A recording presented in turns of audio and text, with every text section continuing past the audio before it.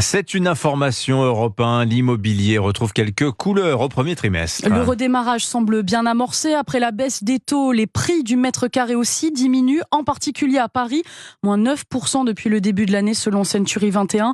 Au niveau national, c'est une baisse d'un peu plus de 3% en moyenne. De quoi permettre à certains d'entre vous de relancer votre projet d'achat, Margot Faudéré. Depuis quelques semaines, le téléphone s'est remis à sonner dans cette agence immobilière en plein cœur du quartier latin.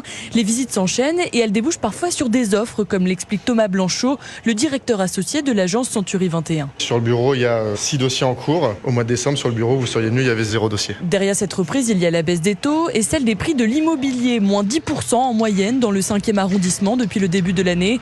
Une tendance qui a permis à certains Français de revenir sur le marché, même si d'autres préfèrent attendre. Ceux qu'on a actuellement, c'est ceux qui sont forcés, les divorces, les naissances ou les mutations. Celui qui voulait simplement avoir 10 mètres carrés de plus, lui, il attend encore. Les primo-accédants aussi patientent le temps que les taux et les prix baissent davantage, mais ce ne sera pas avant la fin de l'été, selon Thomas Blanchot, d'autant plus qu'un autre obstacle limite toujours les transactions dans la capitale. C'est l'arrivée des JO, ça bloque surtout certains acheteurs qui vont attendre septembre pour pouvoir acheter et faire des travaux. Une fois l'événement passé, il a bon espoir que les prix moyens dans ce quartier repassent sous la barre des 11 000 € le mètre carré et que le marché reparte pour de bon en début d'année prochaine. Margot Faudéré.